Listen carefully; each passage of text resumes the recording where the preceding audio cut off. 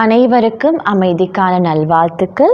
இன்றைக்கு நாங்கள் டே 18 டே 18ல் இருக்கிறோம். இன்றைக்கி நாங்கள் என்ன யோகாவில் பார்க்க போகிறோன்னா ஹிப் ஃபேட்டை எப்படி ரிடியூஸ் பண்ணுறதுன்னு. அதாவது சில பேருக்கு ஹிப் ஃபேட் அதிகமாக இருக்கும் இல்லையா, இல்லை லவ் ஹேண்டில்ஸ்னு சொல்லுவாங்க. அந்த ஃபேட்டை எப்படி நாங்கள் இலகுவாக ரிடியூஸ் பண்ணிக்கொள்கிறதுங்கிறத பற்றி தான் இன்றைக்கி நாங்கள் பார்க்க போகிறோம். இது சில பயிற்சி ஹிப் ஃபேட் ரிடியூசிங் பயிற்சி சில பேருக்கு கிட்னியில் அதாவது கிட்னியில் சில இஷ்யூஸ் இருந்துச்சுன்னாலும் அவங்களுக்கு ஹீல் படுத்தி கொள்ளக்கூடியதுக்கான ஒரு பயிற்சியாக தான் இது அமையும். ஸோ நாங்கள் பயிற்சிக்கு போகலாம். இன்றைக்கி நான் உங்களுக்கு 3 விதமான சிம்பிள் எக்ஸசைசஸ் சொல்லி கொடுக்க போகிறேன், ஹிப் ஃபேட்டை எப்படி நீங்கள் ரிடியூஸ் பண்ணி கொள்ள போகிறீங்கன்னு. முதலாவதாக பார்க்க போகிறது சுகாசனா ட்விஸ்டிங். சுகாசனத்திலிருந்து ட்விஸ்ட், எங்கள் பாடியை நாங்கள் ட்விஸ்ட் பண்ணி கொள்ள போகிற பயிற்சியை தான் நாங்கள் முதலாவதாக பார்க்க போகிறோம். இது உங்களுக்கு கால்களை க்ராஸ் பண்ணி அமர்ந்திருக்கிறது கடினமாக இருந்துச்சுன்னா உங்களுக்கு ஒரு லெக்கை நீங்கள் இந்த மாதிரி சைடில் வச்சு கூட அமர்ந்து கொள்ளலாம். ஸோ இந்த பயிற்சியை நான் உங்களுக்கு பண்ணி காட்டுறேன், பாருங்கள். இது யார் வேணாலும் இந்த பயிற்சியை மேற்கொள்ளலாம். இது பட் எம்டி ஸ்டமக்காக இருக்கணும், உங்களோட ஸ்டமக் ரொம்ப எம்டியாக இருக்கணும் ப்ராக்டிஸ் பண்ணுறதுக்கு சரி. இப்போ ஃபஸ்ட்டு பயிற்சி நம்ம சொன்ன மாதிரி சுகாசனா ட்விஸ்டிங். இது ரொம்ப ஈஸி. இது டெய்லி ஒரு 10 தடவை 2 சைட் பண்ணிங்கனாலே ரொம்ப உங்களுக்கு ஹிப் ஃபேட் விரைவில் குறைய ஆரம்பிக்கும். இப்போ என்னோட ரைட் ஹேண்ட் எடுத்துக்கிறேன். ரைட் ஹேண்டை எங்கே வச்சுக்கொள்ள போகிறேன்னா என்னோட லெஃப்ட் நீ, அதாவது என்னோட இடது பக்க முழங்காலை நான் வச்சுக்கொள்கிறேன். ரைட் ஹேண்ட், என்னோட வலது கையை இடது பக்க முழங்காலை நான் வச்சுக்கொள்கிறேன். இப்போ நான் என்ன செய்ய போகிறேன்னா என்னோட லெஃப்ட் ஹேண்ட் ஃப்ரீயாக தானே இருக்குது, என்னோட இடது கை ஃப்ரீயாக தானே இருக்குது. இப்போ பாருங்கள், நான் இடது கையை இந்த மாதிரி ஸ்ட்ரெச் பண்ணிக்கொள்கிறேன். ஸ்ட்ரெச் பண்ணிக்கொண்டு இதுக்கு ப்ரீதிங், அதாவது நீங்கள் டீப் பிரெத் அவுட் எடுக்கணும்னு அவசியம் இல்லை. சாதாரணமான முறையில் மூச்செடுத்து மூச்சு வெளிவிட்டு இந்த பயிற்சியை நீங்கள் மேற்கொள்ளலாம். பண்ணி காட்டுறேன் பாருங்கள். இப்போ நான் என்ன செய்ய போகிறேன்னா என்னோடய லெஃப்ட் ஹேண்டை நான் இந்த மாதிரி லெஃப்ட் சைட் பக்கம் திருப்பிக்கொள்கிறேன். இப்போ உங்களுக்கு விலங்கும் என்னோடய ஹிப் நல்லா ஸ்ட்ரெச் ஒன்று ஃபீல் பண்ணக்கூடிய மாதிரி இருக்கும். இப்போ நான் எங்கே பார்க்குறேன், சைடுக்கு பார்க்குறேன்னா இல்லை, நான் இப்போ எங்கே பார்க்கணும், பின்னாடி பார்க்கணும். பின்னாடினா என்னோடய லெஃப்ட் ஹேண்ட் ட்ராவல் பண்ணுற இடத்துல, லெஃப்ட் ஹேண்ட் ரீச் ஆகிற இடத்துல, லெஃப்ட் ஹேண்ட் எங்கே இருக்கோ, இடது கை எங்கே இருக்கோ அங்கே தான் நான் பார்க்கணும். இப்போ நீங்கள் பார்த்தீங்கன்னா என்னோடய இடது பெருவிரல் இருக்கு இல்லையா, அதை நோக்கி மட்டும்தான் நான் பார்த்துட்ருக்கேன். பாருங்கள், இப்போ இது நல்ல ஒரு ஸ்ட்ரெச் ஒன்று கொடுக்கும். இது நான் சொன்ன மாதிரி கிட்னிஸுக்கு ரொம்பவே, சிறுநீரகத்துக்கு ரொம்பவே நல்ல ஒரு பயிற்சி. இப்போ அப்படியே நாங்கள் கைகள் 2ஐயும் தூக்கிக்கொள்கிறோம்.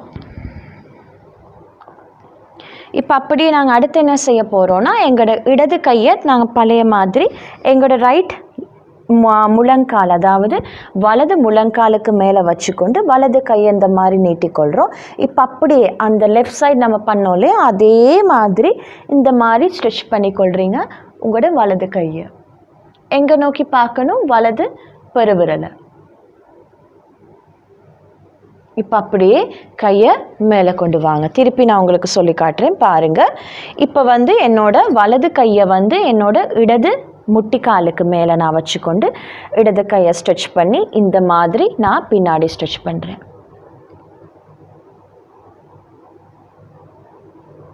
இதில் நீங்கள் 10 கவுண்ட்ஸ் இருந்தீங்கனாலே போதும், ரொம்ப பண்ண தேவையில்லை. இப்போ நீங்கள் கையை மேலே தூக்கி கொள்கிறீங்க. இப்போ அதே மாதிரி இடது கையை வலது முட்டுக்காலுக்கு மேலே வச்சு வலது கையை ஸ்ட்ரெச் பண்ணி கொள்கிறீங்க. வலது கையை மேலே தூக்கி கொள்கிறீங்க. இப்போ பொசிஷனை ரிலீஸ் பண்ணுறீங்க. இது ரொம்ப சிம்பிள் தானே. நான் சொல்லி கொடுத்த மாதிரி உங்களுக்கு கால்களை இந்த மாதிரி க்ராஸ் பண்ணி அதை க்ராஸ் பண்ணி வச்சு அமர்ந்து கொள்வது கஷ்டம்னா நீங்கள் ஒரு காலை சைடில் வச்சு இந்த மாதிரி நீங்கள் ரைட் லெக்கை இந்த மாதிரி சைடில் வச்சு கூட இந்த பயிற்சியை நீங்கள் மேற்கொள்ளலாம். So second practice hip fat எப்படி ரிடியூஸ் பண்ணுறதுங்கிறத பற்றி நம்ம இப்போ பார்ப்போம். இது ரொம்பவே சிம்பிள், யாருக்கு வேணாலும் இந்த பயிற்சியை நீங்கள் மேற்கொள்ளலாம். இப்போ நான் ஸ்டாண்டிங் போஸ்டரில் இருக்கிறேன். ஸ்டாண்டிங் போஸ்டர்லேருந்து என்னோடய கால்களுக்கு மத்தியில் நல்ல இடைவெளியை வச்சுக்கொள்கிறேன். இடைவெளியை வச்சுக்கொள்கிறதுனா நிறைய பேர் என்ன செய்வாங்கன்னா இந்த மாதிரி சிம்பிளான ஒரு ஸ்பேஸை தான் வச்சுக்கொள்ளுவீங்க. பட் சிம்பிளான ரொம்ப இலகுவான ஸ்பேஸை வைக்காமல் ஹிப்பை தான் நம்ம ஃபோக்கஸ் பண்ண போகிறோம் இல்லையா? அதனால கால்களுக்கு மத்தியில் நல்ல ஒரு இடைவெளியை வச்சுக்கொள்கிறீங்க. இடைவெளியை வச்சுக்கொள்கிறது மூலமாக உங்களோட ஹிப்ஸ் இடுப்பு பகுதி பேலன்ஸ் ஆகும். இப்போ நான் பண்ணி காட்டுறேன் பாருங்கள். என்னோடய கை ரெண்டையுமே நான் ஸ்ட்ரெச் பண்ணிக்கொள்கிறேன். இது யார் வேணாலும் இந்த பயிற்சியை மேற்கொள்ளலாம். கை ரெண்டையும் ஸ்ட்ரெச் பண்ணிக்கொண்டு இப்போ இந்த மாதிரி, அதாவது வலது பக்கத்துக்கு சாய்ந்த மாதிரி நான் இருந்து என்னோடய லெஃப்ட் ஹேண்டை தூக்கிக்கொள்கிறேன். நேர பார்த்த மாதிரி இருக்கிறேன். இப்போ அப்படியே கையை நான் ஸ்ட்ரெச் பண்ணிக்கொள்கிறேன். பாருங்கள், நான் உங்களுக்கு திருப்பி பண்ணி காட்டுறேன். இப்போ இந்த மாதிரி இடது பக்கத்துக்கு சாய்ந்த மாதிரி வச்சுக்கொள்கிறேன். கையை நேர பார்த்துக்கொள்கிறேன். இப்போ கையை நான் ஸ்ட்ரெச் பண்ணிக்கொள்கிறேன். இப்போ அதே மாதிரியே வலது பக்கத்துக்கு நேர பார்த்துக்கொண்டே இந்த பயிற்சியை நீங்கள் மேற்கொள்ளலாம். கையை ஸ்ட்ரெச் பண்ணிக்கொள்கிறீங்க. அதே மாதிரி இப்போ இடது பக்கத்துக்கு கையை ஸ்ட்ரெச் பண்ணிக்கொள்கிறீங்க. இதை நீங்கள் டெய்லி ஒரு 10 to 20 டைம்ஸ் பண்ணிங்கனாலே உங்களுக்கு நல்ல ஒரு ரிசல்ட்ஸ் கிடைக்கும். ஏதாவது பிரச்சனையா? ஓகே, அடுத்த பயிற்சி அந்த பயிற்சி நம்பர் 3, தேர்ட் ப்ராக்டிஸ் இதோட பேர் கோணாசனா. கோணாசனா சொல்லி காட்டுறதுக்கு நான் உங்களுக்கு ரொம்ப சிம்பிளான ஒரு பயிற்சியை நான் பண்ணி காட்ட போகிறேன். இது ரொம்பவே ரொம்ப ஈஸி. ஒன்ஸ் அகெயின் ஹிப் ஃபேட்டை ரிடியூஸ் பண்ணிக்கொள்கிறதுக்கான பயிற்சி. கைகளை ஸ்ட்ரெச் பண்ணிக்கொள்ள போகிறீங்க. 1 up, 2 up, 3 up, 4 up. உங்களுக்கு நீங்கள் ஃப்ளெக்சிபிலிட்டி உடம்பில் கொஞ்சம் குறைவாக இருக்குதுன்னா இந்த மாதிரி கையை ஸ்ட்ரெச் பண்ணிக்கொண்டு இந்த பயிற்சியை மேற்கொள்ளலாம்.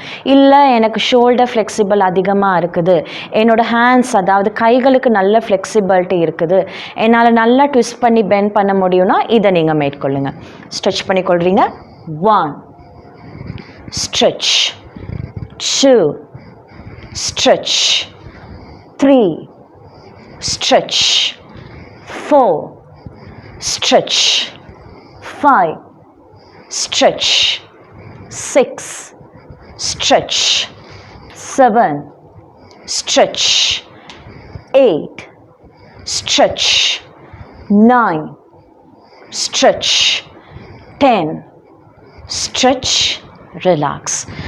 இதில் நிறைய பேருக்கு நான் சொல்ல விரும்புகிற ஒரு விஷயம் இருக்குது.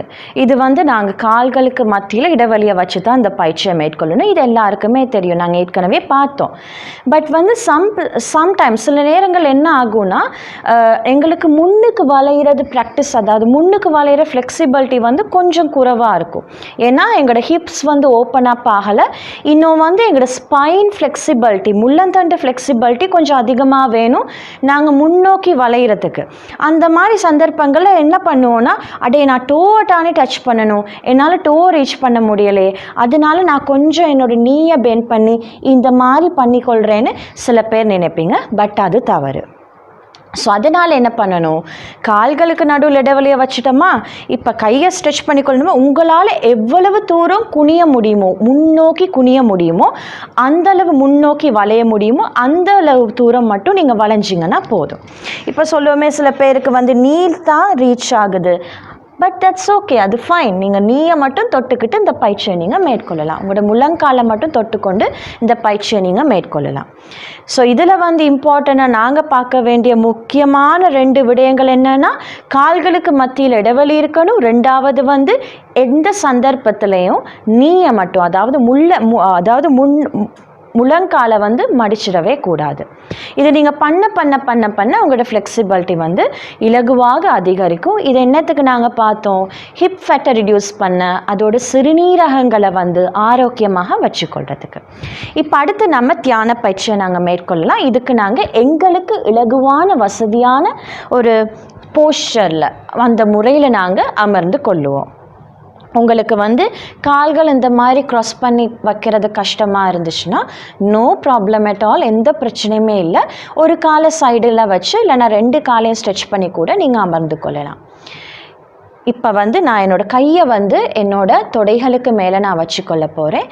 கண்களை வந்து மிக மிக இலகுவான முறையில் மூடிக்கொள்ளுங்க.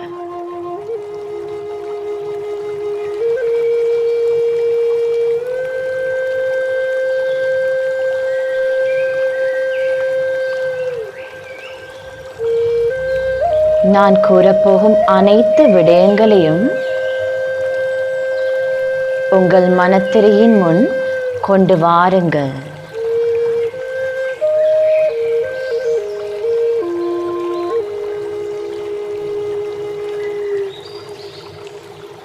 நான்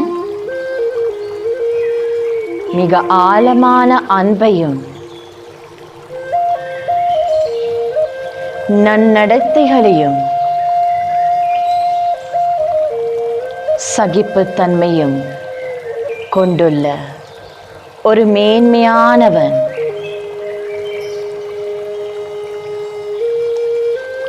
எனது சகிப்புத்தன்மை சக்தியானது சுற்றுப்புற சூழலில் ஒரு நல்ல மாற்றத்தை கொண்டு வருகின்றது. எனது ஆழமான அன்பானது எனக்கும் பிறருக்கும் மிக நல்ல விடயங்களை செய்து கொடுக்கின்றது. எனது நன்னடத்தைகள் மூலமாக நான் அனைவருக்கும் ஒரு நல்ல உதாரணமாக திகழ்கின்றேன். எனது ஆழமான அன்பு, சகிப்புத்தன்மை சக்தி மற்றும் நன்னடத்தைகள் மூலமாக நான் மிக உயர்ந்த இலக்கை இலகுவாக அடைகின்றேன். இச்சந்தர்ப்பத்திலும் நான் என்னையோ அல்லது பிறரையோ எனது வார்த்தைகளாலும் எனது செயல்களினாலும் சற்றேனும் நோகடிக்காமல் இருக்கின்றேன், புண்படுத்தாமல் இருக்கின்றேன். இது எனக்கு மிக மேன்மையான நல்ல பல ஆசீர்வாதங்களை ஈட்டுத் தருகின்றது. நான் மிக அன்பானவன். சகிப்புத்தன்மை சக்தி எனக்குள் நிறைந்திருக்கின்றது.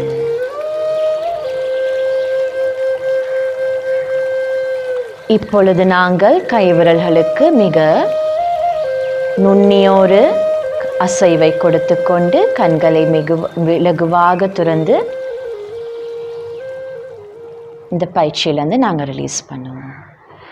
ஸோ நன்றி, வணக்கம். இன்றைக்கு நீங்கள் செஷனை வந்து இன்றைக்கு நீங்கள் வழிகாட்டலை வந்து என்ஜாய் பண்ணியிருப்பீங்கன்னு நினைக்கிறேன். உங்களை நான் திருப்பி அடுத்த டே 19 சந்திக்கிறேன். நன்றி.